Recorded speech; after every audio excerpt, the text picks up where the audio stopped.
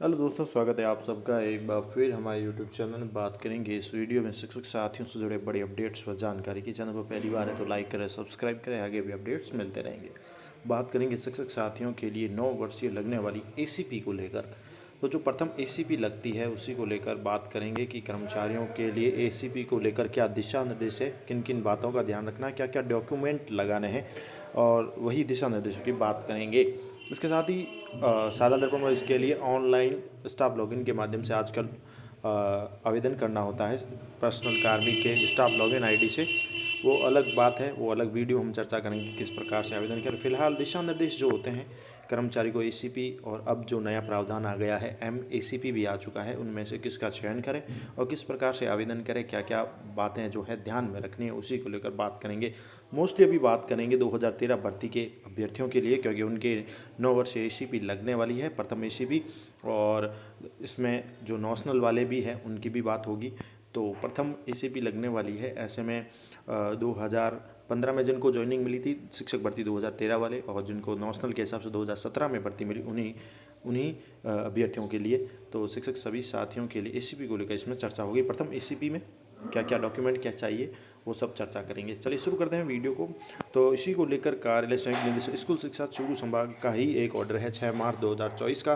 बाकी समस्त अलग अलग विभागों के अलग अलग ऑर्डर हो सकते हैं, लेकिन जो मुख्य बातें हैं वो शिक्षा विभाग से ही जुड़ी हुई है, कर्मचारियों से जुड़ी हुई है, तो काफ़ी रिलेटेड है सभी कर्मचारियों के लिए और शिक्षकों के लिए, एसीपी और एमएसीपी के आवेदन पत्रों को लेकर। तो चूरू ने तो अपना ऑर्डर निकाल लिया है कि एसीपी एमएसीपी के आवेदन पत्रों को अग्रेषित करने के संबंध में दिशा निर्देश दिया है कि आगे के जो भी एसीपी एमएसीपी के आवेदन है जल्द से जल्द आगे फॉरवर्ड करें और उस संबंध में उनको ऑर्डर जारी किए जाएंगे।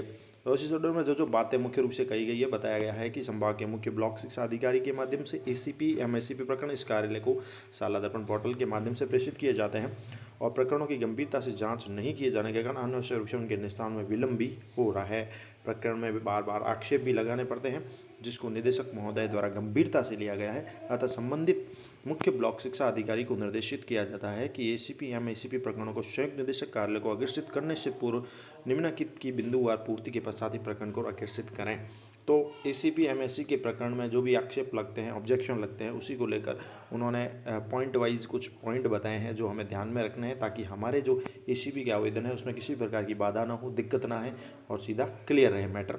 तो एसीपी के प्रकरण हो या एमएससी के प्रकरण हो, जब हम आगे फॉरवर्ड करें तो मुख्य बिंदुओं को ये हमें ध्यान रखना है। सर्वप्रथम एसीपी एमएससी का ऑप्शन फॉर्म एक अपलोड होना चाहिए, जिसमें बिंदु संख्या 1 या 2 में से किसी एक को भरा जाना है और आवेदक और संस्था प्रदान के इसमें हस्ताक्षर हो। तो आपको पहले तो ये तय करना है कि आप एसीपी में आवेदन करेंगे या एमएससीपी आपको लेना है। वो आपको एक ऑप्शन फॉर्म मिलेगा, वो अपलोड आपको करना होगा, और उसमें 2 बिंदु दिए गए हैं, 1 और 2, जिसमें से आपको एक चूज़ करना है जो भी आप लेना चाहते हैं, और फिर उसमें आवेदक व संस्था प्रधान के जो भी हेड ऑफिस उसके साइन भी होंगे।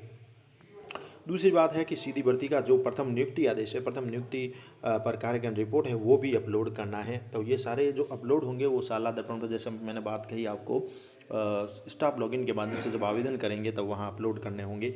तो पहला हो गया एससीपी का जो है ऑप्शन फॉर्म हो गया। दूसरी बात है सीधी भर्ती का प्रथम नियुक्ति आदेश हो गया, और विद्यालय में नियुक्ति पर कार्यक्रम रिपोर्ट हो गई। इसके साथ स्थायीकरण आदेश की प्रति भी अपलोड होगी, जो भी आपकी स्थायीकरण यानी फिक्सेशन हुआ है वो, यदि प्रथम नियुक्ति पर दोपहर के बाद कार्यग्रहण किया हुआ हो तो स्थायीकरण आदेश उसी अनुसार संशोधित करवा कर प्रेषित करावें। ये एक पॉइंट में बात कही गई है। स्थायीकरण आदेश तो होता है, लेकिन अगर जो मध्याह्न पश्चात मध्याह्न पूर्व की बात है, तो जो भी किया हुआ है उसके अनुसार ही संशोधित करवा कर प्रेषित करावें। स्थायीकरण आदेश की बात हो रही है। इसके साथ ही अगर पूर्व में आपके स्वीकृत 9-18 वर्ष से चयनित वेतनमान के आदेशों की प्रतियां हैं, वो भी कॉलम में अपलोड करावें। यदि कार्मिक की वर्तमान पद पर कोई पदोन्नति हुई है, प्रमोशन हुआ है, तो पदोन्नति आदेश, पदोन्नति पर कार्यक्रम रिपोर्ट भी अपलोड करावें। इसके साथ ही प्रथम नियुक्ति के बाद स्थायीकरण में असाधारण कोई अवकाश लिया है, अन्य किसी कारण से जो आपके प्रोबेशन में अगर वृद्धि हो गई है, तो स्थायीकरण वृद्धि के अनुसार एसीपी एमएससीपी की तिथि आवेदित करें। और संतान संबंधी शपथ पत्र अपलोड कराएं। तो संतान संबंधी जो भी है शपथ पत्र वो भी अपलोड करना होगा एसीपी के लिए। तो ये जो एसीपी के लिए हम प्रथम बार आवेदन करेंगे, ये डॉक्यूमेंट हमें चाहिए होंगे एसीपी के आवेदन करते समय।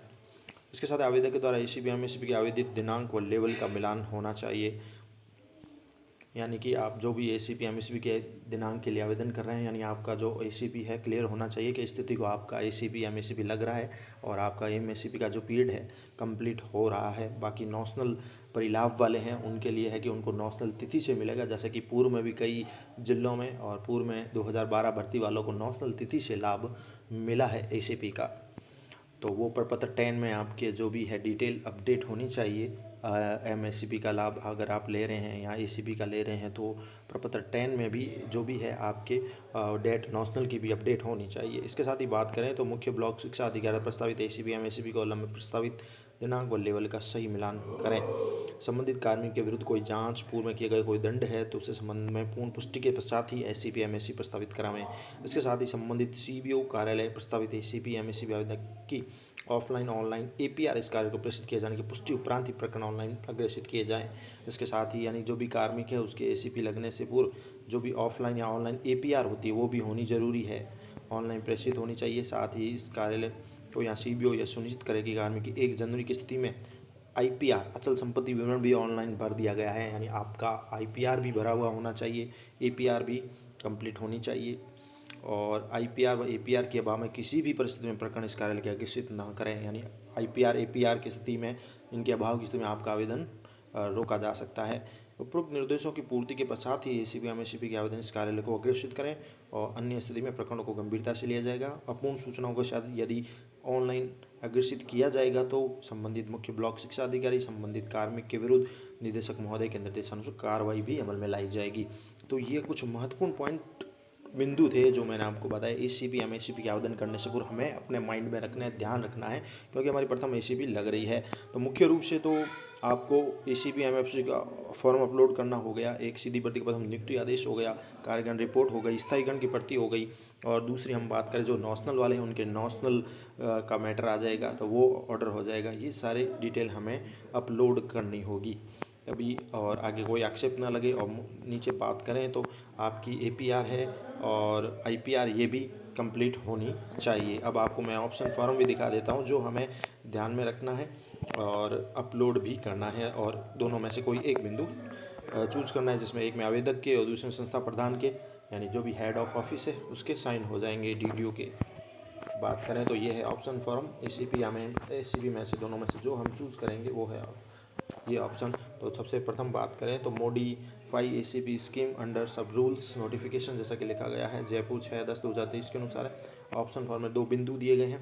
प्रथम जो बिंदु है जैसा कि लिखा गया है आई, यहाँ पर अपना नाम आ जाएगा, hereby elect the modify ACP scheme with effect from 1 April 2023। तो प्रथम जो है मॉडिफाई एसीपी है, यानी एमएसीपी हो गया, पहला ऑप्शन ही 1 अप्रैल 2023 से जिसे लागू किया गया है। दूसरा है वही नाम आपका hereby elect to continue in existing ACP scheme, दूसरे में एसीपी स्कीम है जो कंटिन्यू अभी चल रहा है वो मैं लेना चाहता हूँ। तो दोनों में से जो आप लेना चाहते हैं वो भर देना है, और सिग्नेचर नाम डेजिग्नेशन नेम ऑफ ऑफिस आपका आ जाएगा, सील साइन करवा लें। अंडरटेकिंग में डिक्लेरेशन है फिर से, और इसके साथ ही रिसीव द अबो डिक्लेरेशन में साइन एंड सील हो जाएंगे हेड ऑफ ऑफिस के। जो भी है संस्था प्रधान से कराएं या डीडीओ से कराएं तो एक बार कंफर्म कर लें, आगे भी डीडीओ से बात कर लें। तो ये एक ऑप्शन फॉर्म भी आपको भरना है। तो ये ज़रूरी दिशा निर्देश थे एसीपी एमएससीपी को लेकर आप सभी के लिए। धन्यवाद।